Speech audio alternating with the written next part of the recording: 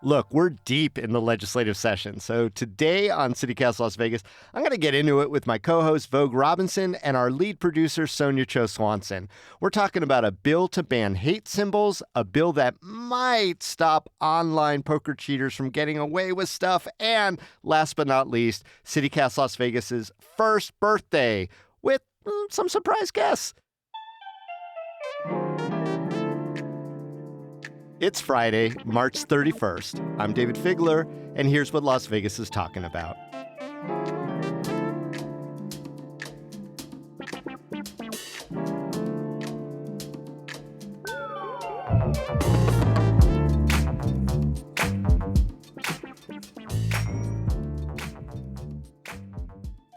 Well, it's always weird to me, but Vogue, welcome to the show that you co-host.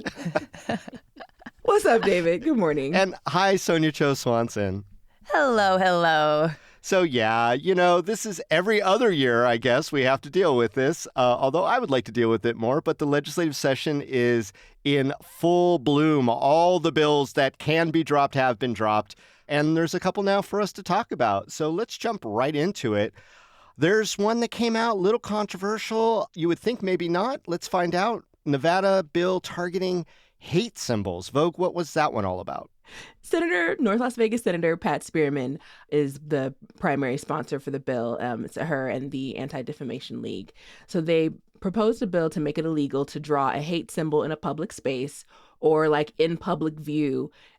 And it's essentially like the anti-hate bat signal. The purpose of the bill is to let people know, like, we don't tolerate hate speech in Nevada. If you're going to draw it on a building, on a billboard, on the side of your house where it's really visible next to, like, if you put something anti-Semitic on a school that's next door to a synagogue, it's a problem. And so Nevada shall not tolerate it. They want it to be like the first offense would be a misdemeanor, and then any subsequent offense would be a felony. That happened on Tuesday. There's opposition to it, and it's mostly like, oh, well, how are we going to protect free speech? And I don't know how much I agree with some of the things that Republican Senator Jeff Stone said. So what did Senator Stone say in opposition? So he said, oh, do I hate what the swastika represents today? 100% yes. But free speech must be protected, even if we don't like the message. Where hate speech is coupled with violence, that's the exception. And he's someone who says he has family who died in the Holocaust, right? Right. Mm-hmm. Exactly. And so he's just like, throw books at the perpetrators, put them in jail for as long as you possibly can. But his concern with the bill is that it's the definition. What is the definition of symbols of hate? And he thinks it's too subjective and too broad. Dayvid, honestly, because I think the question is really, what is free speech? And what is actually protected? So the concerns are manifold because you're dealing with speech, which, no surprise to anyone, is a First Amendment concern. And whenever you get into the intention or the motives of people, it gets really murky. So there's lots and lots and lots of case law, Supreme Court decisions, interpretations of the First Amendment over the years that pretty much is expansive in what it protects. I mean, there are a lot of people who don't like a lot of language in the world. We don't like profanity sometimes being uttered in public spaces. But you can say, fuck the draft and put it on your jacket and walk into a public building. It could be provocative. You can burn the American flag. And you can burn the American flag. So when we get these, hate symbols, they're often used in different ways. The common feeling in this country is that we don't want to preemptively or have zero tolerance for anything connected with speech, but that we have a marketplace of ideas, and that if there's speech we don't like, we should drown it out with speech that we do. It's a tough road to go down sometimes because it could be very bumpy, very difficult, very hurtful. And we have these visceral reactions. I have a visceral reaction to a swastika for probably obvious reasons related to my ethnicity. Mm-hmm. That said, I kind of am on the side of defacing public property is one thing. Sure. trying to come up with the motive of why that person is doing it. They could just be stupid. They could just be on a goof. Right. They could be mentally ill. There are a lot of reasons why somebody would do that. They could just want to be provocative to start a conversation going. And to have zero tolerance, to me, almost always in every situation equals we don't want to think about it. We want to be lazy, and we want to have sort of an iron fist of my way or the highway when it comes to the exchange of ideas. And that has never helped any democracy. I want to jump here and add on to that, David. It's concerning to me if we are turning to the criminal justice system to be the arbiter of what constitutes a hate symbol. To your point, David, somebody could be mentally ill. Some of these things could, I think, be resolved through some conversation. So I'll give an example from Koreatown in LA. This was a few years ago, I think, shortly before the pandemic. There was a mural that was put up on a wall facing an elementary school with a largely Korean children, Korean population. And the mural had, in the background of the mural, there's the red rays of the sun, the red Japanese imperial flag, the red sun. You see that Iconic. sometimes in Yeah. So to a lot of Asians, like Koreans, that flag is a sign of imperialism and some really horrible years of colonialism. Some Koreans say it's like akin to the swastika or to like a Confederate flag or something. You know, it's and of course Japan defends its use as part of their history. The artist said, well, those red rays were not his intention. Like he, saw them as just like a sun kind of broadly. And so what happened was then over the next couple years was a series of conversations between the artist, the school, the parents, the community. They did not go through a criminal process, and it was a mediation process. And what happened was they actually redrew the mural with the artist to minimize the effect of the sun rays and incorporate figures from that community, migrant workers, a Korean historical figure, images that actually reflected the community that mural was placed in. So that kind of conversation back and forth seems like a much more fruitful way to move forward. I'm not saying it's going to happen in every single case. Clearly the artist here was open to the conversation. But imagine if this had been immediately turned over to some sort of criminal process. Wow. Yeah, the carceral system, not a great solve for societal issues and doesn't open up conversations. And again, zero tolerance means no creativity in dealing with anything that might be at the core of it. And so I understand visceral reactions. I mean, Vogue, if you were to see something targeted towards you in the public square, I'd imagine you'd feel like the people who did it should be harshly punished? Or is that an assumption I shouldn't make? I don't think it's about harsh punishment, because I don't know whether or not punishment actually changes minds. So if long term it's about education or finding out why this person did the thing that they did, what I want is what takes way more time. And so even if somebody is convicted of a misdemeanor or a felony, is that prohibitive? And I think that's what they want it to do. They want it to be prohibitive, and they want people to, think before you just draw something, a symbol like that in the public. But is the impact just, okay, that's not allowed? It's just, that's a big no-no. And I think anytime we don't tell people the why behind something, I don't know how helpful that really is. I appreciate the work that Senator Spearman does, but I don't know if this one, I don't know how much traction this one will get, because there's still Confederate flags flying in different areas. And isn't that hate speech? Some people will fight until they die, to their last breath, that it's a symbol of Southern pride. They're going to argue that it's Southern pride, even though it was created for people who were trying to secede from the Union. So miss me with that. I'm not, but I know that people will, that's a hill they'll die on. Right. To that point, what constitutes a hate symbol?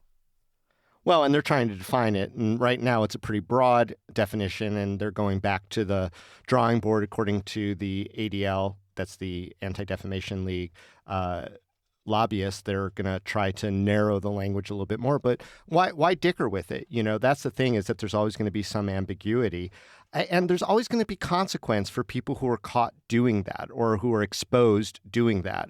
So whether that consequence should go, like you say, Sonja, into the carceral system, or if there's a better place for it that might be more time-consuming and expensive that you suggest, Vogue, I think Nevada can handle it. It's just unfortunate that these instances are on the rise, And people are worried and sometimes legitimately scared that it is foreboding of something really bad about to happen. But it doesn't mean that we're ignoring these symbols. It just means that maybe we could be more creative and thoughtful on how we deal with the people who are doing it.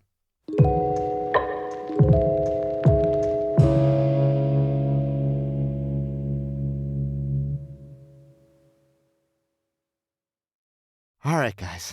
Not the only bill that's ruffling some feathers and causing a little bit of pushback. There's another one. There was a bill that, as reported, is seeking to shine a light on cheating in online poker. Is cheating in poker like a big deal? Does that happen a lot? How do you cheat in poker? Well, no, online poker, because you can't see the other people's cards in online poker, right? Right, but you also can't see if people are working as teams with each other, communicating on the side and telling each other what their cards are.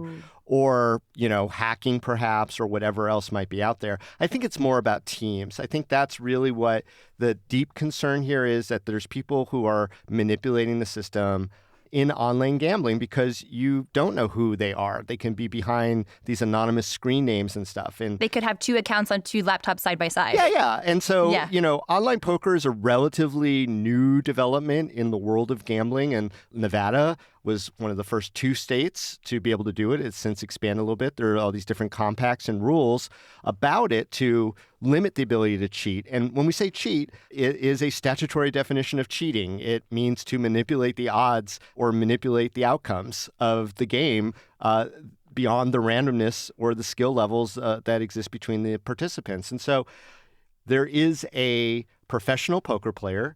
Her name is Sarah Shulhagian Ralston. She is a private person. Hey. Yes, Sonja, you recognize the name. I know that last name. Yeah. She is married to arguably the most prominent journalist in all of Nevada, John Ralston. We first saw reporting of this in the Nevada Independent with a big-ass disclosure. This is John's wife. So, no shenanigans, as one would expect from the Nevada Independent. And there was some pushback because what she was proposing and working with Assemblyman Steve Yeager was to essentially out the cheaters, to come up with some mechanism for the Nevada Gaming Commission to essentially list the people who have been caught cheating and let that be public knowledge, so that when an online poker player is on the platform playing poker against other people, that they would know that the person that they're playing with has been found to be a cheater. So they're getting the scarlet letter. They're getting a nice scarlet C. Yeah, they could sort of decide whether or not they want to play with that person. And immediately everyone's like, wait, are you creating a new blacklist? Are you trying to ban people because of it? And what are the standards? And what is cheating? And how hard would they have to have been adjudicated? And where's their due process? And et cetera, et cetera, et cetera, et cetera. So they're like, oh, oopsie, let's go back to the drawing board with this particular one. I don't know. What do you think the pitfalls, Sonja, would be of creating lists of people who have done wrong in even this forum? Yeah, I mean, we've talked about this a little bit with, do you remember when they proposed the list of people who were animal abusers, like a registry, almost like a sex offender registry? And I think all the reading we did up on that topic indicated, at least in the case of sex offenders, that these lists didn't do much to actually curb repeat offenders. So I guess in the case of poker lists like these, it's a question of, A, how effective will it be? And then also, are we creating some kind of privacy issue? I'm curious. What do you think, Vogue? I find it interesting. I feel like the reason why Mrs. Shulhagian Ralston was upset is because when they drafted the bill, it wasn't supposed to be the creation of an online blacklist. That wasn't the point. The point was, I guess, to just find out who those players are. But it seems like they want to just really clarify the language along the line. So I think having a list is fine, because I think if you know people are consistently cheating, I wouldn't want to be. I used to play online spades, so spades was the jam. I didn't play it for cash, for money. Okay. No, never for money. For I don't have enough money to play. I don't play. But we played a lot of online spades, and so I never even thought about the fact that people would cheat. But it's you could easily call your friend and be on the phone and be like, "What are your cards?" and change up what you play while you're sitting online playing the game. It also would be bet manipulation. I mean, gaming is kind of a special subcategory of it all. And so they could be like jacking up a pot from multiple players. I mean, there's a lot of strategy. Right, it's like I raise you. Yeah, Wow. and there's a lot of math. There's a lot of math involved in professional poker playing, a lot of percentages and risk propositions and things of that nature. And if you have people working in cahoots, they could be manipulating that math and driving up the value of a particular pot, knowing that they have the better cards. And so that would be potentially, problematic as well. And I can understand why a professional poker player who makes their livelihood in what is supposed to be a square game would be concerned about people making it a little more curvy. I think the question is gambling ever really fair? Like, is it ever actually a square game? Because the part of me that's like, no, sportsmanship. The part of me that's like, no, we're playing this game and I beat you because I'm better. Yeah. That part of me is like, no, you want to play the game fair and square. But is gambling ever fair and square? Well, it's the same thing as insider trading, right? It's manipulating a system that at least what the rules are. So if you're kind of changing the rules for yourself, then that makes it really awkward. And Nevada is the gold standard, as we like to say and proclaim, of gambling regulations. And if you're going to have gambling, which is already a sort of treacherous endeavor, which can potentially exploit vulnerable people, I'm not going to not say that, you got to at least have some certitude that the game is what it says it is, right? I just have so many questions because, first of all, how are you ever going to catch somebody who's cheating online? Theoretically, if they're behind their screens, like their phone call, you're never going to know if they are on a phone call with another player in a room, right? Well, I think that would put the onus on companies like Caesars Entertainment, who has the biggest one in operation, to really monitor the patterns and activity of the players. So if you see the same players at the same table, if you see somebody winning what would be an anomaly of percentage of hands, if you go back and review some of the play action and it doesn't seem to be normal or random, but very directed in a certain way, you could do further investigations and, find out what is going on. I think that's the idea, is that once you get to that level of certitude that cheating is happening, people get banned from these sites all the time, and then they kind of come back in. But that's exactly the point. They keep coming back in. Like, I'm just thinking about how hard it is to get rid of online trolls. There's a podcast called The 11th, and one of the episodes last year was about people who were being harassed online and how it was just endless for years. Like, they got, the police involved and but the fact is, our systems aren't set up to deal with this because these people can just get new computers, create new accounts, use VPNs to get different IP addresses. And it was just... Or have straw players with different Social Security numbers because you have to register your Social Security number when you go in. Well, because there's financial transactions. So, of course, they have to be tracked. Sure. But even so, the internet is just full of all of these tiny little cracks and fissures and nooks and crannies. I mean, it's just impossible to truly ever get rid of somebody's presence online. It's an intriguing concept to make sure that we have laws in place to affirm the integrity of gambling. But how many people, though, does this issue affect? And this is time being spent to kind of work this out in a very short legislative session. Is this an issue that really needs the attention of our legislature in 2023 right now? I think as a state, I think we have our hands in so much of gambling. And I think even in the article, it says that we also are partnered with Delaware to take care of gambling in other small states. So I think Nevada is like you said, we're kind of the capital of gaming and gaming laws. And so I think if anybody's going to talk about it and regulate it and who knows the most and figure it out, middle key, it's us. Hopefully. Who else, Dayvid? No, I get that.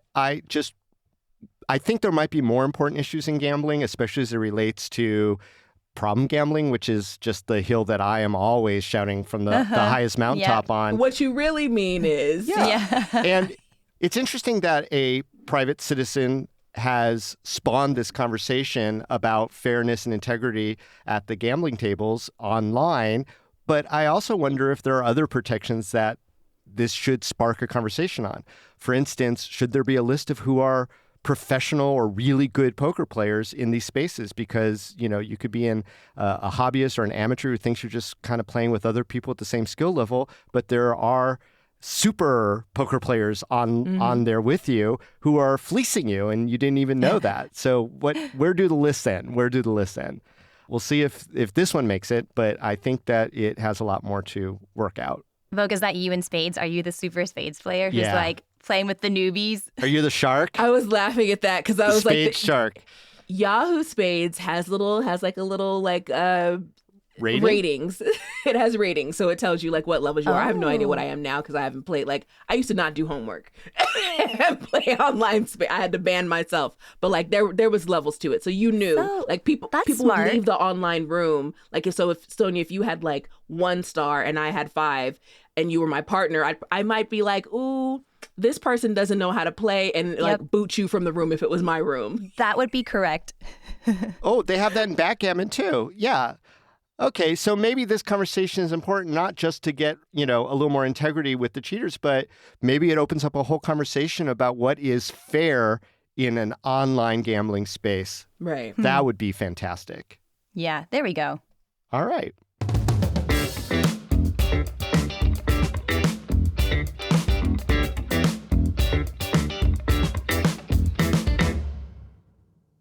Okay, gang, guess what it is? What is it? What? It is CityCast Las Vegas's 1-year anniversary. We made it, guys. We lasted a year. Anniversary. And so much fun this year has been. Sonja, you're the lead producer of CityCast Las Vegas. Tell us about, in the next few minutes, the last year. Tell us it all. Fast recap, go. As our most dedicated listeners know, and if you're listening today, we love you much. I have a lot of love for you. Yes. Listeners. We launched on March 29th, 2022. At that time, we were not going daily. We had just one host, Dayvid Figler. And then in June, we had the great fortune to bring on the amazing Vogue Robinson to the team. You complete me. Heart. Dayvid is drawing hearts in the air with his fingers right now. I feel like a magician. The amazing Vogue Robinson. I'm throwing confetti in the air. And we went daily that summer as well. So since last summer, we've been putting out episodes every single day without fail, rain or shine. It's been the whole team behind the scenes. You don't hear Scott on the podcast very often, but you should know that Scott's fingerprints are all over these episodes. And Scott has been putting out daily newsletters, now called Hey Las Vegas, since the very beginning. So in light of the fact that our whole team is celebrating 1 year, I have some special guests for you guys. What? Even I don't know who this is. Entering the Zoom, we have Layla Muhammad. Hello, Layla. Yay. Hi, it's a stretch calling us special guests. I really thought it was going to be Taylor Swift, but the Taylor Swift of podcasting is Layla Muhammad. So This is true. Thank you. I'll take it. All right, drum roll, please. Possibly the most famous member of our team. Entering the Zoom is Scott Dickensheets. Hello, Scott. And again, I thought it was going to be George Clooney, and we got the George Clooney of podcasting, Scott Dickensheets. That's right. I think you both appear as about as much. If only I had his craggy good looks and his money. Yeah. Well, I just wanted to say I love seeing all your faces in one Zoom room. It is so much fun, even better when we're all together in person. But today, I have a little question for you guys. Let's indulge ourselves and go around the room. What's either something you've learned from the last year or a memorable moment from the last year of CityCast Las Vegas? I'm going to go for one of our big fish, I guess I'll say. Something that changed a habit of me and my friends was our Pink Box episode with Kim Foster. Mm-hmm. My friends and I in college used to frequent Pink Box. That was our go-to donut shop. It was right around the corner from my house. Wherever we were, there was a Pink Box nearby that we went to. And after that episode, we cut cold turkey. We haven't had Pink Box since. Sometimes they still text me and they're like, is Pink Box still a no? And I'm like, yes, it's still a no.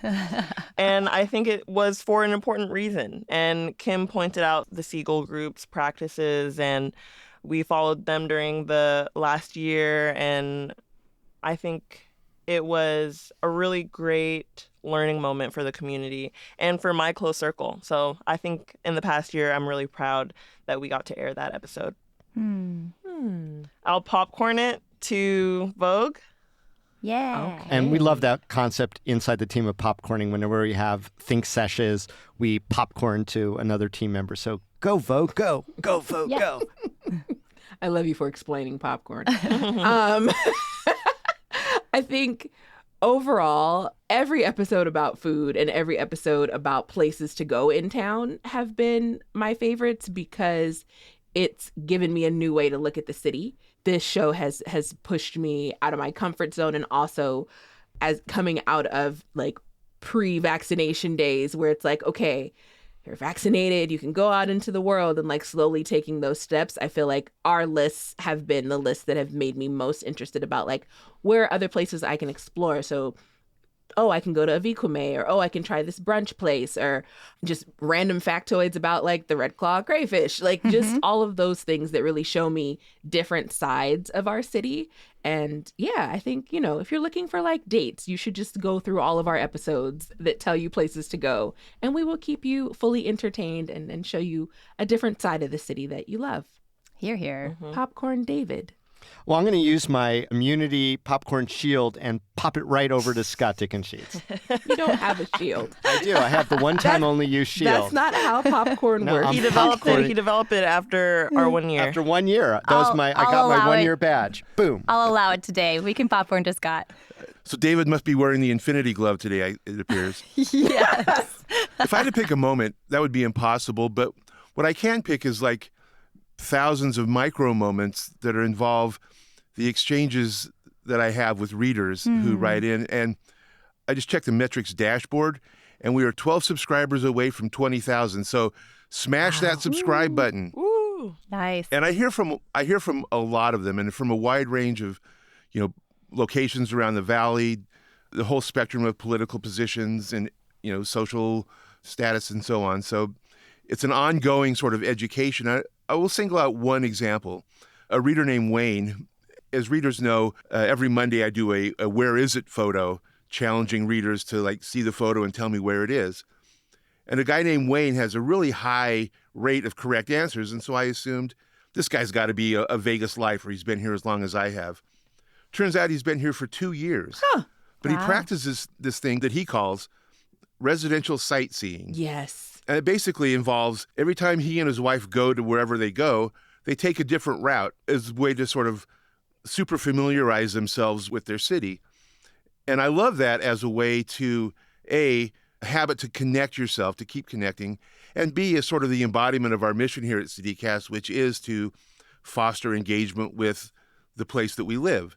And so that is stuck in my mind. And so I now know every possible route between my house and the writer's block. So I put it into practice. Nice. Shout out to Wayne. Yes, Wayne. That's great. Here for the long cuts and the short cuts. All right, Dayvid, will you receive a popcorn at this point? I will. I use my immunity on you. So All right. I'll take it.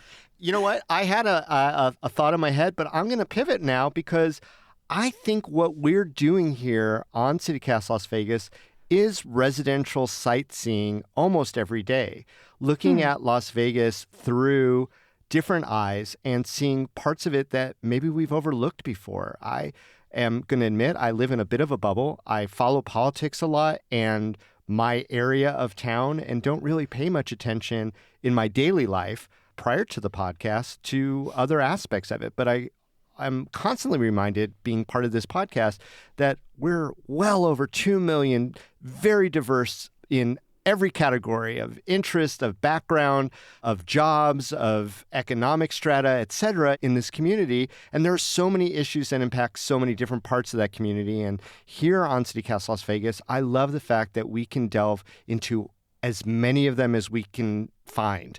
And that is a almost limitless array of future episodes. And I'm really looking forward to getting into stuff. And my favorite episodes are the ones where I knew nothing about that at all. Look, Las Vegas is not known as a podcasting town, but this concept really gives us the ability to connect with people. My last thought on this is, as much as I love the podcast and going out into community, whether it's a Supreme Court justice or a business titan, someone who comes up to me and says, oh, I heard that episode, they all universally say, and I start my day with the newsletter. Yes. And that they read it out loud to their significant other. It's really wonderful to be part of that conversation and being able to inform and connect with our community. So now I'm going to popcorn to Sonja Cho Swanson. Hello. Bring it home, Sonja. Seconding everything you just said, Dayvid, because I like to joke that like our team collectively is like the Kevin Bacon of Las Vegas. Our generational spread, our geographical spread, like our different fields that we've worked in. I think we might be connected by at least 3 or 4 degrees to Probably. most corners of the valley, right? Or I two. think so. I think Maybe you're totally one. right. Well, maybe one. In some cases, yeah. And I also love starting my day with Scott's newsletter. It is a buffet of pixelated delights. So hopefully that was Dick and Cheatsy enough. I hope I did you proud. In fact, I'm going to steal it at some point. Oh, good. I think something I have learned from the last year, and it's so funny because I feel like as long as I've lived in the Valley, my family's been in Vegas now for 20 years, I don't think I ever fully understood just the weird mishmash of all of our little like layers of government and municipalities. Mm-hmm. And that episode we did with Michael Green, the historian at UNLV, about the county-city divide was eye-opening to me. And then just all of the news that we read constantly, and that is like so deftly explained by Scott in the newsletter too, has just helped me understand like how different governmental bodies kind of work in tandem and sometimes not quite so well in tandem. Mm-hmm. Yeah. So that's been really eye-opening. But I guess overall, if you'll allow me 30 seconds of sappiness or less, I just feel like I have fallen even more in love with this city by working on this show, and I'm just so grateful to you all as a team. You guys are the best. You're the best. You still have like 21 seconds of sappiness to go, so. Oh, okay. In that case, it's going to be all about Scott and the newsletter and how much I adore Scott. So My annual goals list is protect Scott at all costs. Exactly. That's my goal. exactly. Mine too, as it happens. Yes. Popcorn back to Dayvid. Okay. Well, many more adventures through our city to come, whether it's myth-busting, celebration, explaining, or really just delving into the uniqueness that is Las Vegas. Hey, y'all. Sonja Cho Swanson, Vogue Robinson, Layla Muhammad, and Scott Dickensheets, the team of teams. I'm so proud to be a part of it all. Thank you so much for participating on this anniversary episode and our Friday roundup of CityCast Las Vegas. Yay! Thanks, David. Thank you. Thanks, Dayvid. Thanks, team.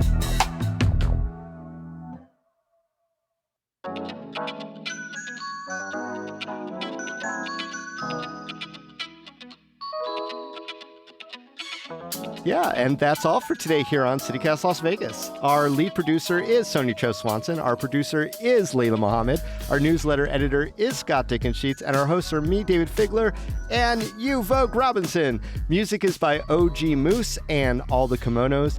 We record this show on the traditional homeland of the Nuwuvi, the Southern Paiute people. If you enjoyed the show, and you've been enjoying it for a year, why not tell a friend already? Rate that show, leave us a review, a special anniversary gift to us, and subscribe to that morning newsletter that we cannot praise enough. We'll be back Monday morning with more news from around the city. Take care.